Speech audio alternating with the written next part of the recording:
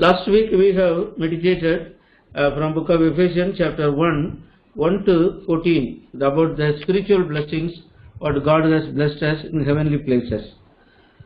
पिछले सप्ताह हमने 1 से 14 पद तक प्रभु के आत्मिक स्वर्गीय आशीषों के विषय में हम इस भाग को ध्यान किया है। All the blessings came in our lives through Lord Jesus Christ. सब प्रकार की आशीषें हमारे जीवन में प्रभु यीशु मसीह के द्वारा आती हैं। What all Adam lost because of his disobedience, through the obedience of Jesus Christ and his sacrifice on the cross of Calvary, we received these blessings.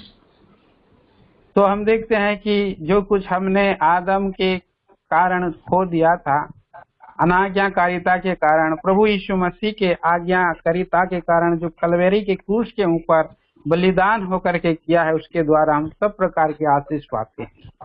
So we are blessed people. तो हम आशीषित लोग हैं। Now not earthly blessings, but we are blessed with all spiritual blessings in heavenly places. ना केवल पृथ्वी पर की आशीषें, परंतु आत्मिक आशीषें जो स्वर्गीय स्थानों में सब प्रकार की हैं।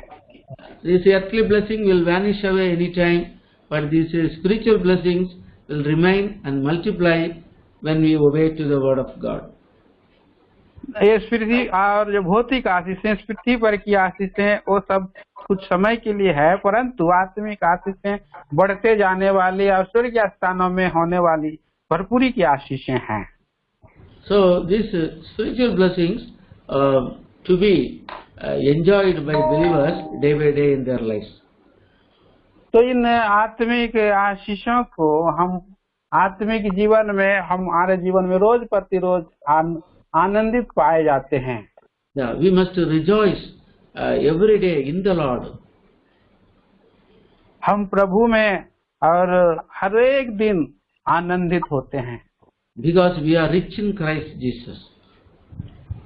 क्योंकि हम प्रभु यीशु मसीह में धनी हैं।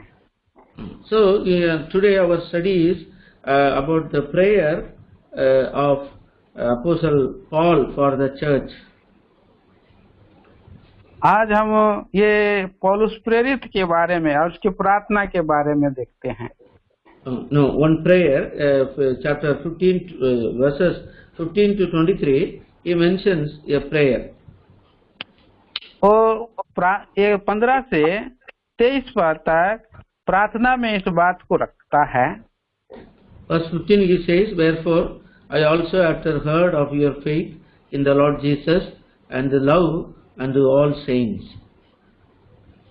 15 पद में और कहता है, इस कारण मैं विश्वास का समाचार सुनकर जो तुम लोगों में प्रभु यीशु पर है, सब पवित्र लोगों पर प्रकट है। So the saints at Ephesus, their faith in Lord Jesus Christ was strong, and also their love towards all the saints also increasing. तो इस इफिसियों की पत्री में जो पवित्र लोगों का है, उनका विश्वास दृढ़ है और एक दूसरे के प्रति उनका प्रेम में भी बढ़ते जा रहे हैं। That's what Apostle Paul says. I pray for you without ceasing. और इसीलिए पौलुस कहता है कि मैं बिना रुकावट के और आपको प्रार्थना में स्मरण करता हूँ। Verse 16 says, "Cease not to give thanks for you, making mention of you in my prayers." और कहता है 16 पद में, तुम्हारे लिए धन्यवाद करना नहीं छोड़ता और अपनी प्रार्थनाओं में तुम्हें स्मरण किया करता हूँ।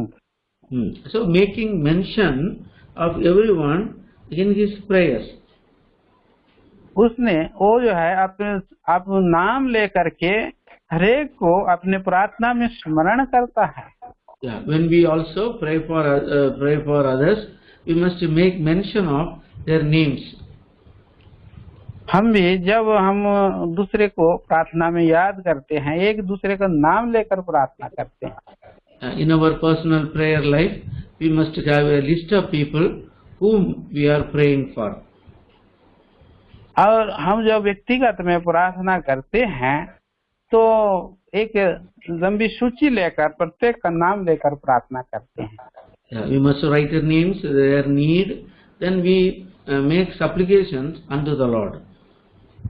और उन लोगों का नाम लेकर के उनकी आवश्यकताओं को लिखित रूप से और उनको प्रार्थना में याद करना है। Our prayer should not be a vague prayer, but a prayer to the point. What we have to pray, that is very much essential. तो हमारे जीवन में न केवल प्रार्थना ऐसे ही करना है, परंतु उनको नाम लेकर और इस बात को करना बहुत ही महत्वपूर्ण है। So in this prayer, Apostle Paul he mentions 4 important things. अनु प्रार्थना में 4 महत्वपूर्ण बातें पौलुस प्रेरित बतलाता है। Verse 17. 17 पद, That God of our Lord Jesus Christ, the Father of glory, may give you the spirit of wisdom and the revelation in the knowledge of Him. 17 पद में कि हमारे प्रभु यीशु मसीह का परमेश्वर जो महिमा का पिता है, तुम्हें अपनी पहचान में ज्ञान और प्रकाश की आत्मा दे। So we must understand who our God is. और हमें इस बात को जानना आवश्यक है, कौन है हमारा परमेश्वर। We are saved by grace and accepted Lord Jesus Christ as the personal Savior. हम जो है अनुग्रह से उद्धार पाते हैं जब हम प्रभु यीशु मसीह को अपना उद्धारकर्ता ग्रहण करते हैं। So it should not be sufficient in that respect, but we must know more and more about the greatness of our God. हमारे जीवन में इतनी ही बातें और नहीं जानना, परंतु और भी रोज ब रोज और भी सब बातों के जानना आवश्यक है। We must know Him as a creator, know Him as a sustainer. हम उसे और अपना जो है उसका सृष्टिकर्ता के रूप में और हमारा पालनकर्ता के रूप में जानना जरूरी है। We must understand Him, and He is the Savior and the Judge. और इस बात को हमें समझना है कि वो हमारा उद्धारकर्ता और हमारा न्यायी है। Without knowing God and His power and Lord Jesus Christ and His grace, we cannot grow in faith. हम बिना उसके और परमेश्वर और उसके सामर्थ्य को और बिना प्रभु यीशु मसीह के अनुग्रह को जाने हम उसके विश्वास के जीवन में बढ़ नहीं सकते हैं। We must grow in the knowledge of God. हमें उनके ज्ञान की पहचान में बढ़ना जरूरी है। First we see to know God personally is salvation. पहली बात हम देखते हैं परमेश्वर हमारा और उद्धार के पहचान में बढ़ना है। John's Gospel 17 verse 3. यूहन्ना सुसमाचार 17 अध्याय और 3 पद। यूहन्ना सुसमाचार 17:3। और अनंत जीवन यह है कि तुझ एकमात्र सच्चे परमेश्वर को और यीशु मसीह को जिसे तूने भेजा है जाने। Know God personally. परमेश्वर को व्यक्तिगत रूप में पहचानना है। People say there is God, but all cannot say that God is my God. बहुत सारे लोग और परमेश्वर कहते हैं, परंतु निजी व्यक्तिगत रूप से मेरा परमेश्वर बोल के इस बात को नहीं पहचानते। But we children of God, we say my God, my God. और हम परमेश्वर के बच्चे हैं, हम कहते हैं मेरा परमेश्वर है। The personal relation with God. व्यक्तिगत और प्रभु के साथ हमारा संबंध है। Secondly, to know Him increasingly is sanctification. और दूसरा हमें पवित्रता के जीवन में बढ़ना है, इस बात को देखते हैं। We know Him more and more, and we are sanctified more and more. उसको हम और रोज ब रोज उसको पहचान में बढ़ना है, और उसके पवित्र जीवन में भी हमें रोज बढ़ना है। Philippians 3:10. फिलिपियों की पत्री 3 अध्याय 10 पद। फिलिपी 3:10। ताकि मैं उसको और उसके उस मृत्युंजय की सामर्थ को और उसके साथ दुखों में सहभागी होने के मर्म को जानूं और उसकी मृत्यु की समानता को प्राप्त करूं। So going towards sanctification, holiness. और ये जो वचन बताया जा रहा है, और शुद्धता के लिए और पवित्रता जीवन के लिए बढ़ना है। Then thirdly, और तीसरा, we know him perfectly is glorification. और इस बात को हम उसके महिमा को बारे में जानना है। 1 Corinthians 13:9-12. पहला कुरिन्थी उसका 13 अध्याय 9 से 13। पहला कुरिन्थी 1 Corinthians 13:9-12. पहला कुरिन्थी और 13 अध्याय 9 से 12।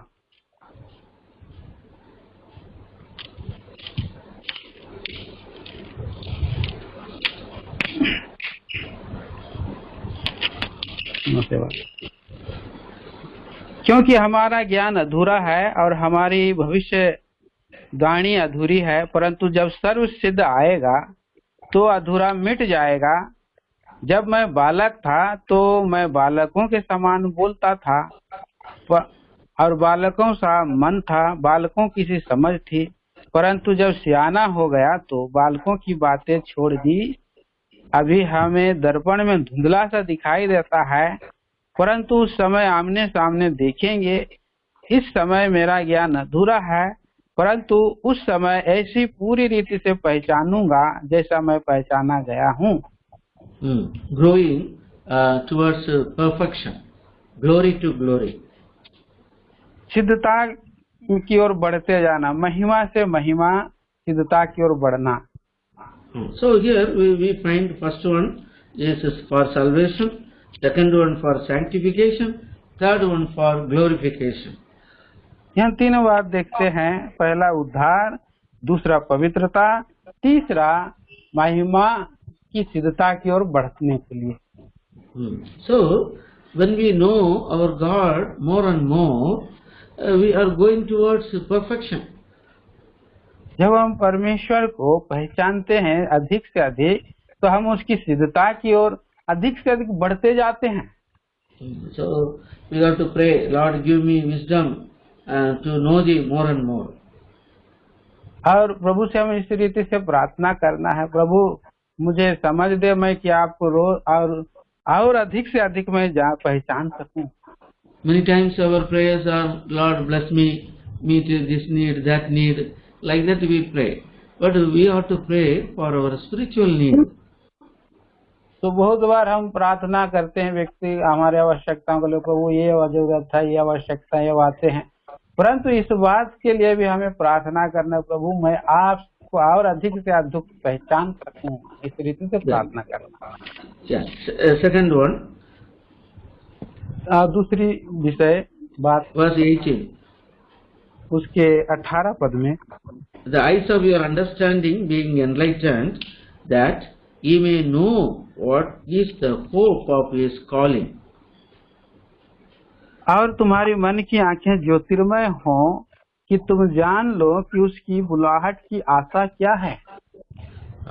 So we may know what's the hope of His calling. तो हमें इस बात को जानना है, उसके बुलाहट की आशा क्या है। We are called by His grace. हम उसके अनुग्रह में बुलाए गए हैं। Yeah, for Galatians chapter 1 verse 15. गलातियों की पत्री उसका 1:15 के अनुसार, गलाती 1:15। परंतु परमेश्वर की, जिसने मेरी माता के गर्भ ही से मुझे ठहराया और अपने अनुग्रह से बुला लिया, By His grace He has called us. उसके अनुग्रह के द्वारा हमें बुलाया है। There is no goodness in us, but yet out of grace He has called us. हमारे अंदर में कोई भलाई नहीं है, फिर भी ये उसकी अनुग्रह है जो हम बुलाए गए। Our calling is a holy calling. हमारी जो बुलाहट है पवित्र बुलाहट है। 2 Timothy chapter 1 verse 9. 2 तिमोथी 1 और 9 पद। 2 तिमोथी 1 9 वचन। जिसने हमारा उद्धार किया और पवित्र बुलाहट से बुलाया, और यह हमारे कामों के अनुसार नहीं, पर उसके उद्देश्य और उस अनुग्रह के अनुसार है जो मसीह यीशु में सनातन से हम पर हुआ है। He has called us with a holy calling. और उसने हमें पवित्र बुलाहट से बुलाया है। In 1 Peter chapter 2 verse 9, we are told He has called us out of darkness unto His marvelous light. पहला पत्रस 2 के 9 पद में हम देखते हैं, उसने हमें अंधकार से अद्भुत ज्योति में बुलाया है। Then again we are told in 1 Peter 5:10, we are called to glory. और हम आगे अब देखते हैं पहला पत्रस 5:10 पद में कि उसने हमें अपनी महिमा के लिए बुलाया है। So we must understand the hope of our calling. तो हमें इस बात को और हमें जानना जरूरी है और कि हमारा बुलाहट क्या है। What a wonderful great God, He has called us with a purpose. कितना अद्भुत महान परमेश्वर है जो उसने अपने उद्देश्य के अनुसार बुलाया है। Yeah, not to live and die upon this earth, but with a great purpose He has called us. न केवल हम इस पृथ्वी पर जीवित जिंदा रहें और मर जाएं, लेकिन उसके महान उद्देश्य के लिए हमें बुलाया है। In 1 Peter chapter 3 verse 9, we are told we are called to inherit a blessing. हम पहला पत्रस 3 का 9 वचन में हम देखते हैं, उसने हमें अपनी और अद्भुत महिमा के लिए बुलाया है। Understand our calling. God, what a great purpose He has called us. इस बात को हमें समझना है कि हमारा प्रभु हमारे लिए कितना और उद्देश्यपूर्ण से और इच्छा से बुलाया है। So this calling, there is a hope.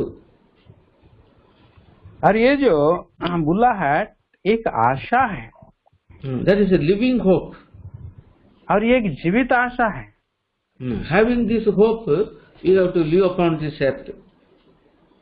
और इस आशा में हमें इस पृथ्वी पर जीवित रहना है। You have to pray, Lord, that help me that I may know my call, how, why you have called, when you have called me.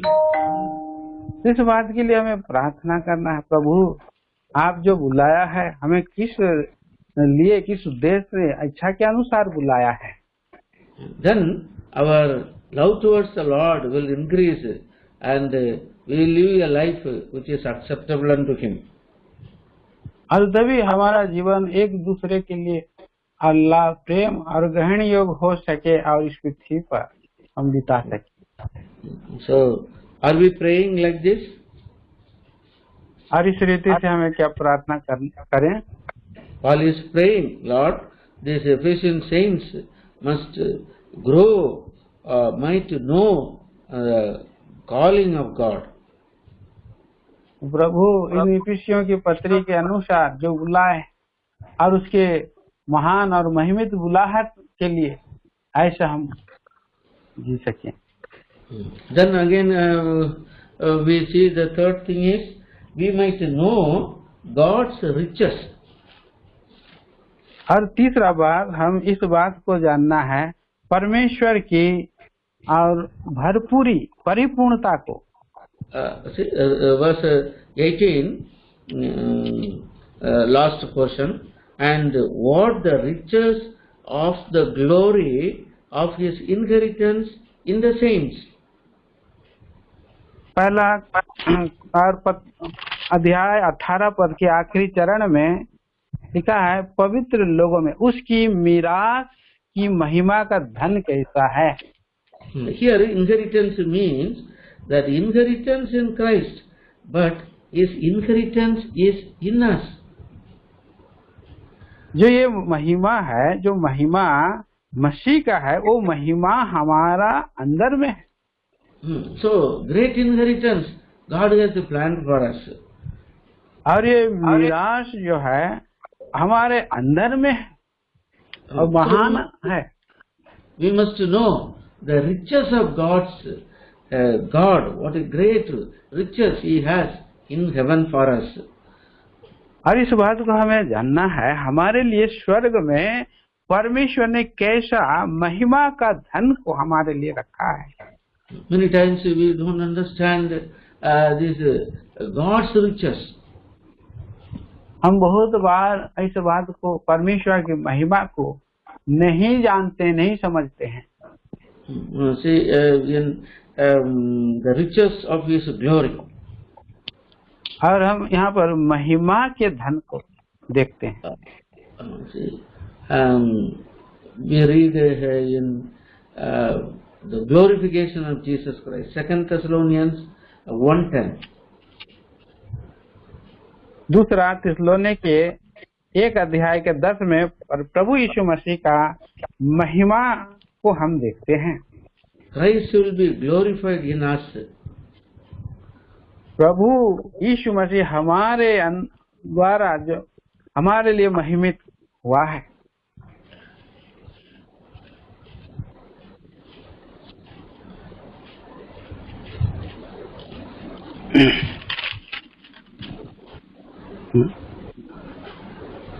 या उस दिन है जब वो अपने पवित्र लोगों में महिमा पाने और विश्वास करने वालों में आश्चर्य का कारण होने को आएगा। So Christ will be glorified in us. तो प्रभु यीशु मसीह हमारे लिए महिमा पाने के, पवित्र लोगों को महिमा देने के लिए आ रहा है। And we will be glorified in Him. Colossians 3:4. और कुलुसी 3:4 के अनुसार हम भी मसीह में महिमित किए जाते हैं। What a blessedness it is. ये कितनी अद्भुत आशीष है। We have to pray to know the riches of the glory of inheritance in saints. और इस बात के लिए प्रार्थना करना है कि महिमा का धन और जो संतों में है वो कैसा है। And then fourthly, और चौथा बात, verse 19. 19 पद, What is the exceeding greatness of His power to usward who believe according to the working of His mighty power. और उसकी सामर्थ्य हमें जो विश्वास करते हैं कितनी महान है, उसकी शक्ति के प्रभाव के उसके अनुसार। So we must know the exceeding greatness of His power. इस बात को हमें जानना है, उसके अति सामर्थ, उसकी सामर्थ और उसकी कितनी महान है जो हम उसके शक्ति के प्रभाव के अनुसार। The power in us, what God has given us to be exercised day by day. और जो सामर्थ हमें दिया है, विश्वास करते हैं, हमारे जीवन में रोज बर रोज उसको और उसका अभ्यास करना है। So this power is given to us through the Holy Spirit. और ये जो सामर्थ हमें दिया है वो प्रभु पवित्र आत्मा के द्वारा हमें दिया गया है। He has given us the spirit of power. और हमें वो और पवित्र आत्मा की सामर्थ्य को दिया है। Then this power is seen in the resurrection of Jesus Christ. और इस पावर को हम प्रभु यीशु मसीह के और जी उठने के द्वारा हम देखते हैं। Power of resurrection, when we know, then we will be stronger and bolder in the Lord day by day. जब हम प्रभु यीशु मसीह को सामर्थ्य को जान जाते हैं, हम रोज ब रोज उसमें बलवंत होते जाते हैं। We will not be weak, we will not be defeated, we will be conquerors more and more and defeat the work of the enemy. हम दुर्बल और कमजोर नहीं रहते हैं, परंतु हम प्रभु के सामर्थ्य के द्वारा से रोज ब रोज बलवंत होते जाते हैं और हम जो है विजय पाते जाते हैं। Through the power of God, we destroy the work of the enemy. परमेश्वर के सामर्थ्य के द्वारा हम शैतान को हरा देते हैं। Not with our own power, but by the power from above. और ये हमारा स्वयं की सामर्थ्य है, परंतु वो जो सामर्थ्य स्वर्गीय ऊपर से मिलती है सामर्थ्य के द्वारा। Why people, believers are unable to live a victorious life? Because they are not exercising the power of God in their lives, the resurrection power in their lives. और लोग हारे हुए क्यों पाए जाते हैं? कि वो परमेश्वर का पुनरुत्थान की सामर्थ्य को अपने जीवन में और अभ्यास नहीं करते होने के कारण। Apostle Paul in the book of Philippians, he says, I may know him and the power of his resurrection. और पौलुस प्रेरित इस बात को फिलिपियों की पत्री में लिखता है कि मैं पुनरुत्थान की सामर्थ्य को और उसके जानने पाऊं, कहता है। Philippians chapter 3 verse 10. देखिए फिलिपी 3 अध्याय का 10 पद में, ताकि मैं उसके और उसके मृत्युंजय की सामर्थ्य और उसके दुखों में सहभागी होने के मर्म को जानूं। Power of resurrection. पुनरुत्थान की सामर्थ्य। You want to enjoy that power in his life. वह चाहता है कि हम उस पुनरुत्थान की सामर्थ्य को जाने और उसमें हम आनंदित हो, हर्षित जीवन बिता पाएं। We know that our God is the Almighty God. He created the everything upon this earth by the word of His mouth. और इस बात को हम जानते हैं कि हमारा परमेश्वर सृष्टिकर्ता महान प्रभु है, जो उसने अपने मुख के सांस के द्वारा सब कुछ को बनाया है। He said, let there be light, light came.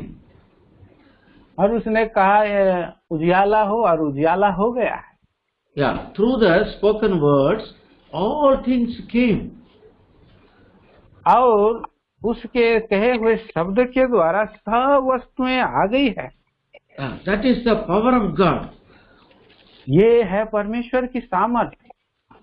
This power we enjoy in our lives through Lord Jesus Christ. Through that power we destroy the work of the enemy. तो इस सामर्थ्य को प्रभु मसीह यीशु के द्वारा प्राप्त करके और हम शत्रु का सामर्थ्य पर जय पाते हैं। That's what the Holy Spirit is given. और इस कारण हमें पवित्र आत्मा दिया गया है।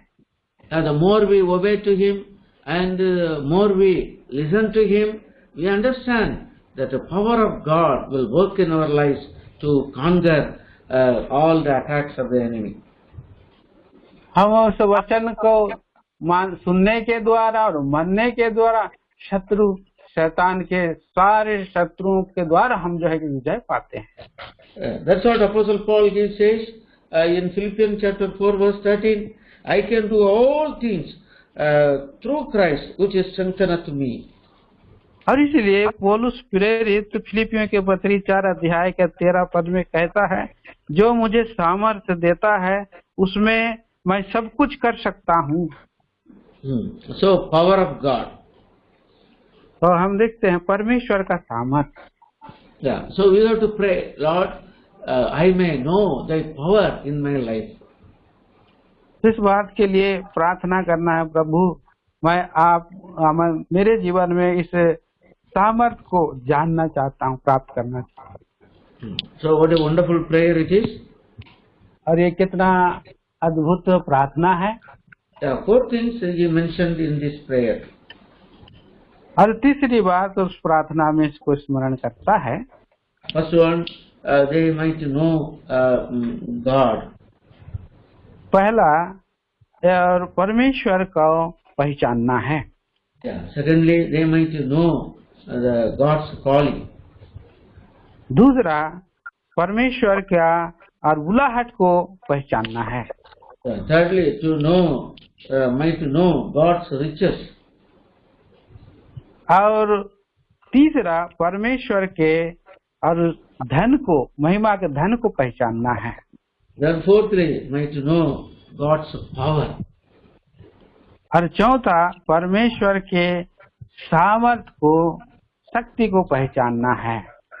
That's what Apostle Paul he prayed for the saints. We also must pray this prayer in our lives. और इस रीति से पौलुस प्रेरित इसी रीति से प्रार्थना कर रहा है, तो हमें भी इस रीति से जो है हमें प्रार्थना करना है। Then verse 22-23 we find verse 20 which he wrought in Christ, raised him from the dead and set him on at his own right hand in the heavenly places. और हम लोग 20 पद से हम 23 पद तक इधर पढ़ते हैं, जो उसने मसीह में किया कि उसको मरे हुओं में से जिलाकर स्वर्गीय स्थानों में अपनी दाहिनी ओर और सब प्रकार की आशीष दी और सामर्थ, प्रभुता और हर नाम के ऊपर न केवल इस लोक में पर आने वाले लोक में लिया जाएगा बिठाया। The Lord came to this earth, left all his glory, suffered and died for our sins, buried and rose again on the third day. और जब प्रभु यीशु मसीह अपने सारे और महिमा को त्याग करके छोड़ करके इस पृथ्वी पर आए और जीवन बिता करके हमारे पापों के लिए और कलवरी के क्रूस पर प्रायश्चित किए, मारे गए, गाड़े गए और तीसरे दिन जी उठे। God has raised him from the dead. और परमेश्वर ने उन्हें मृत्यु में से, मरे हुए में से जिलाया है। And he brought everything under his authority. और उसने जो है अपने सामर्थ्य से सब कुछ जो है और ले आया है। He exalted him and given him a great name, and which name every knee should bow, everything in heaven and under the earth. और उसे मरे हुओं में से जिला उठाने के द्वारा सब बातें, सारे प्रधानता, अधिकार, सब कुछ को उसके पांव तले कर दिया है और वो सब वस्तुओं में ऊपर है। Philippians chapter 2 फिलिपियों की पत्री 2 अध्याय and verses 9-11. उसके 9 से 11 पद। इस कारण परमेश्वर ने उसको अति महान भी किया और उसको वह नाम दिया जो सब नामों में श्रेष्ठ है, कि जो स्वर्ग में है और पृथ्वी पर और पृथ्वी के नीचे है, वे सब यीशु के नाम पर घुटने टेके और परमेश्वर पिता का और महिमा के लिए हर एक जीव अंगीकार कर ले कि यीशु मसीह ही प्रभु है।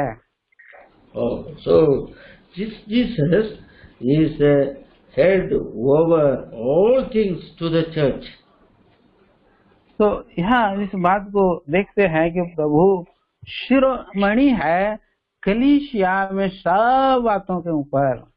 Verse 22. उसके 22 पद में, और सब कुछ उसके पांव तले कर दिया और उसे सब वस्तुओं का शिरोमणि ठहरा कर कलीसिया को दे दिया। Verse 23, which is his body, the fullness of him that filleth all in all. 23 पद, यह उसकी देह है और उसी की परिपूर्णता है जो सब में सब कुछ पूर्ण करता है। The church is his body, and he is the head, and the fullness of him filleth all in all. और कलीसिया जो है देह है और वह सिर है, और वही सब बातों को सब बातें उसी में परिपूर्णता है, परिपूर्ण करता है। Let us make our prayer a meaningful prayer all the time in our lives. आइए हमारे जीवन में और प्रार्थना जो है और उसका जो है मतलब का अनुसार प्रार्थना करें हमारे जीवन में। Then we will see God's power in our lives. तभी हमारे जीवन में परमेश्वर के सामर्थ्य को पाएंगे। Shall we pray? आइए प्रार्थना करें। Living a loving Father, और प्रेमी जीवित परमेश्वर, we thank you and praise you for the meditation of the word. प्रभु हम स्तुति धन्यवाद करते हैं जैसे वचनों को ध्यान मनन करने में सहायता की। Thank you for the prayer of Apostle Paul for the church at Ephesus. प्रभु जी हम धन्यवाद देते हैं जो और इस इफिसियों की कलीसिया में की जो प्रार्थना चर्च में की जाती है। And he prayed that the saints at Ephesus must know, have the knowledge of God. और उसने इस बात के लिए प्रार्थना किया है इफिसियों की कलीसिया में कि वे लोग परमेश्वर को पहचाने और उसके ज्ञान और प्रकाश की आत्मा उन्हें दे। Then he prayed for the knowing that God's calling, for what God has called for us. इस बात को वो परमेश्वर की बुलाहट को जाने की किस लिए परमेश्वर ने उन्हें बुलाया है। And he prayed that the saints may know God's riches. और इस बात को कि परमेश्वर के उस महिमा को और महिमा के धन को प्राप्त करना है, निराश को उसको जानना है। And again he was praying that we might know God's power.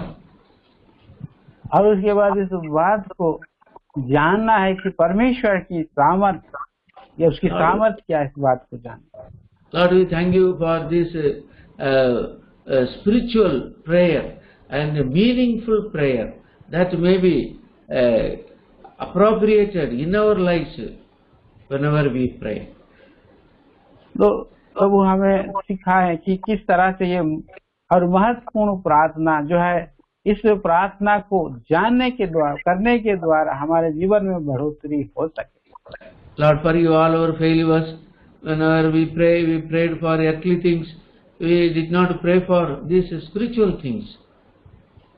प्रभु हमारे असफलताओं के लिए प्रभु जी हम नहीं कर पाते, पर पृथ्वी पर की बातों के लिए प्रार्थना करते हैं, परंतु आत्मिक बातों के लिए प्रार्थना में हमें सहायता करने में सहायता करें।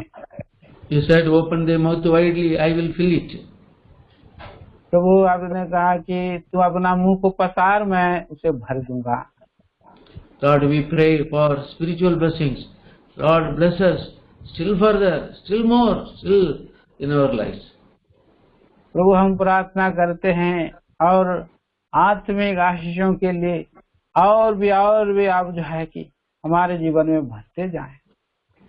Bless the word given. प्रभु वचन के लिए गए वचनों को आशीषित करें। Work in our lives. हमारे जीवन में कार्यकारी हो जाए।